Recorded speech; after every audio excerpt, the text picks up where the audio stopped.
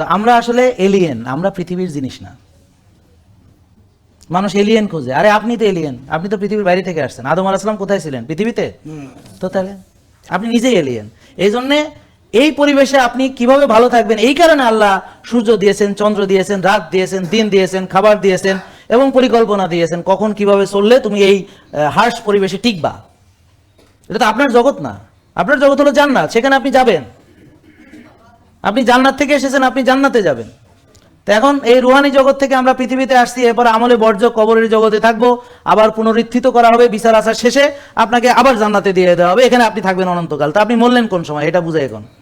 আপনি তো মরেন নাই, কদিন ঘুমাইছেন আর কি, কদিন রুহানি জগতে ঘুমাইছেন, কদিন কবরের জগতে ঘুমাইছেন, আর বাকি সময় তো জীবিত আছিলেন। মরছেন কোন সময়? তো এটা তো খুবই ভালো, শরীর শুনে খুবই আনন্দিত। কিন্তু যদি আপনি জান্নাতে যেতে না পারেন, অনন্তকাল জাহান্নামে থাকবেন এবং ওই মৃত্যু আর আসবে না কোনোদিন। তখন আপনি মরতে চাইবেন, মরতে পারবেন না। তো এখন কি বেঁচে থাকা মানে ভয়ঙ্কর নাকি মরে যাওয়া ভয়ঙ্কর? যেখানে মরা সম্ভবই না, চাইলেও মরতে পারবে না, কোনটা ভয়ঙ্কর? হ্যাঁ রে মানুষ, সহজ বিষয়টা সে বোঝে না। কত কষ্ট লাগে, কত কষ্ট করে বোঝানোর চেষ্টা করি, কিন্তু সে বোঝে না, সে বোঝে না। হ্যাঁ, আবার গানও বানাইছে, বোঝে না, সে বোঝে না।